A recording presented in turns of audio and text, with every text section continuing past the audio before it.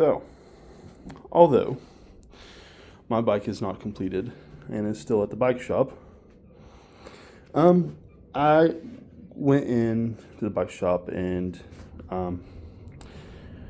well, let's just say the next video on a bike will probably be mine, hopefully. They're almost done. It's been there for 2 months, which when you see it, you'll understand why it took that long.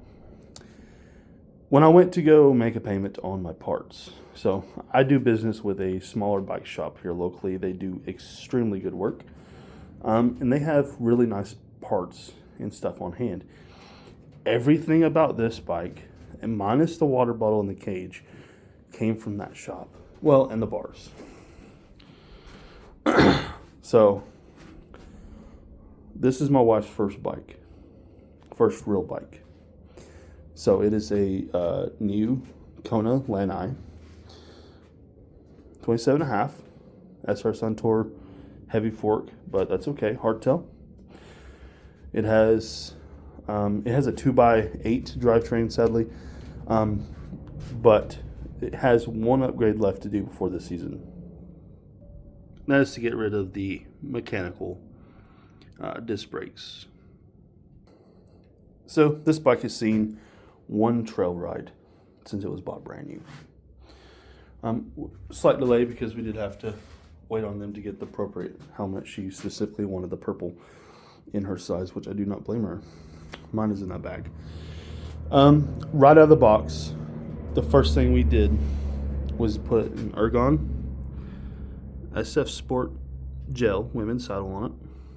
Really nice saddle there. We put T&W range pedals in purple.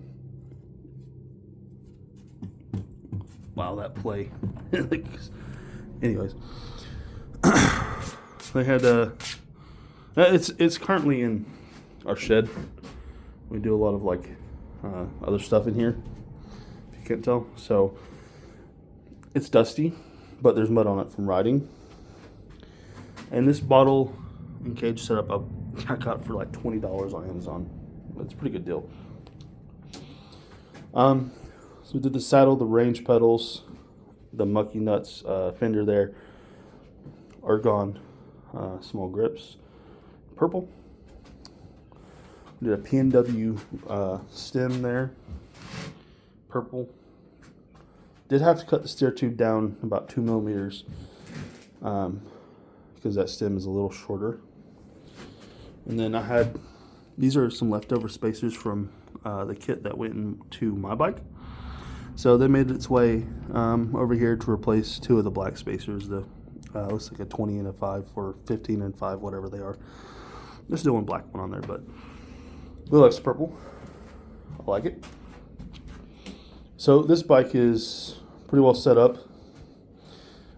Did get some Santa Cruz carbon bars on it to add a little bit of give to the front end, because that fork's not going to do a whole lot.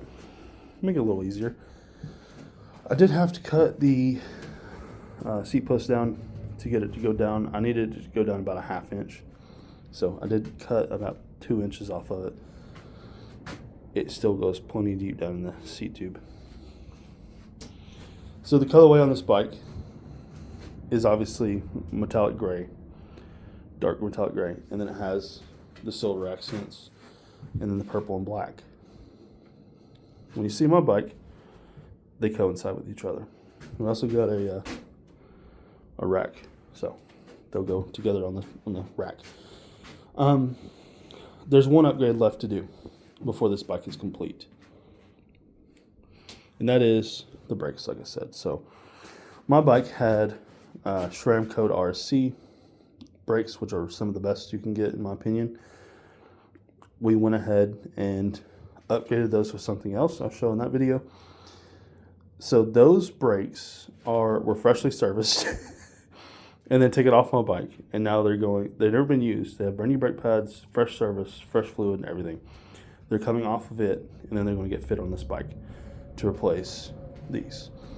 So we're going to eliminate this setup here. We're going to pull the cable out for the shifter for the front derailleur.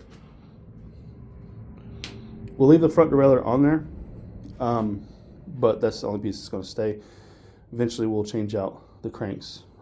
Probably going to go for some Evo SIDs or something like that, some cheaper stuff. This is a square taper bottom bracket, sadly, which is crazy to me that Kona is selling square taper bottom bracket on a nearly $800 bike when Walmart, I'm not going there.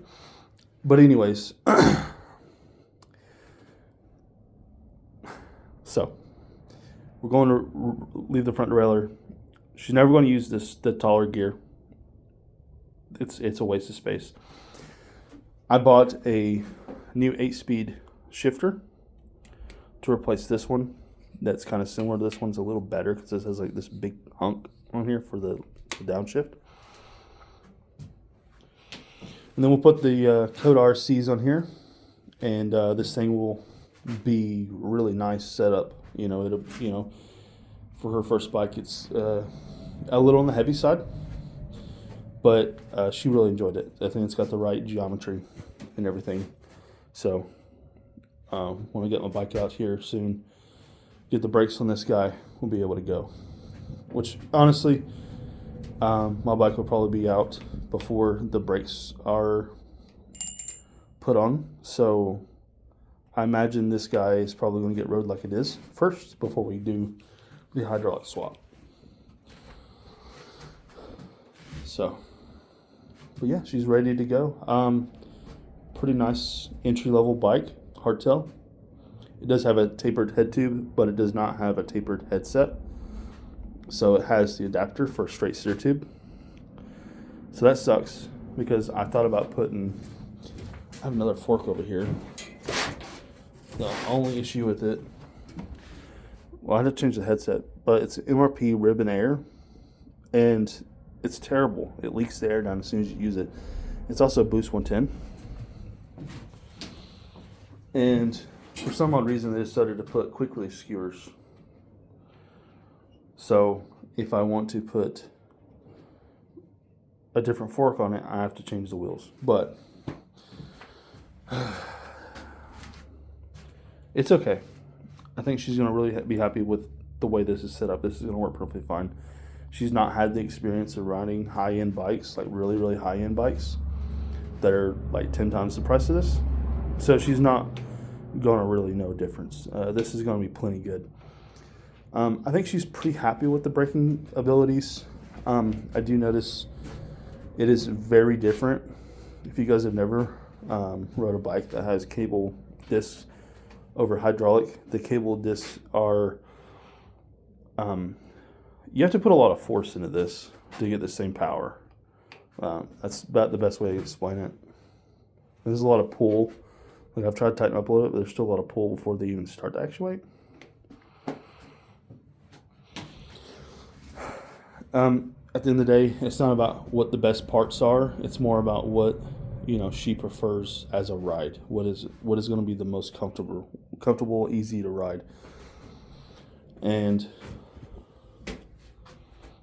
I'm also considering the fact that if she rides with these for a while, and then we switch to hydraulic, she's going to lock up the tire quite often.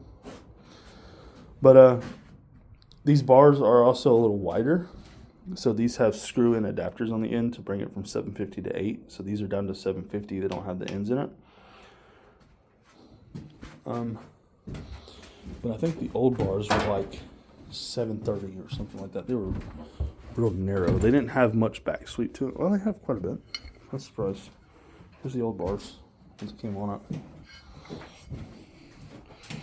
There was nothing wrong with these.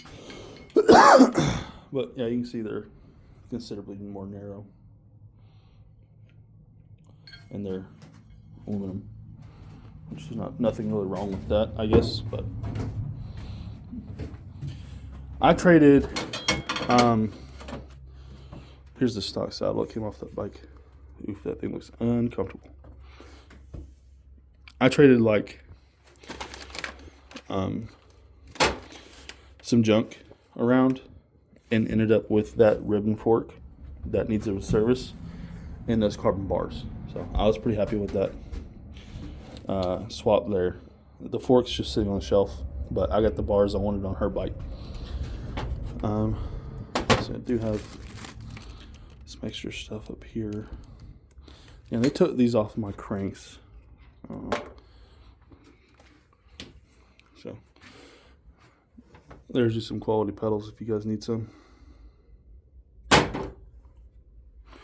But yeah, I'll do another video here soon showing off my 2026 build. And we'll put them side by side. They look really nice side by side. So as for the helmet, let's see here. It is a laser Kineticor medium. Pretty nice.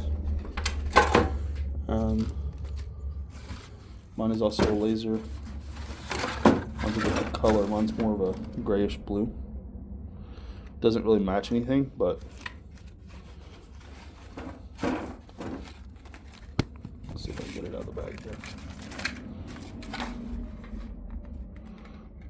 It's a different model. I don't know what the models are actually, but pretty nice. So we got some good solid protection. So kind of wish I would have went with the same color in this trim. This is like the next level up helmet. I don't really know what the difference is honestly, but both have this nice little ratchet on the rear. So that's nice. So you get a nice proper fit on it, kind of like a welding helmet, which is pretty cool. So all right, I'll keep you guys updated. We'll get a video out on mine and go get some riding out.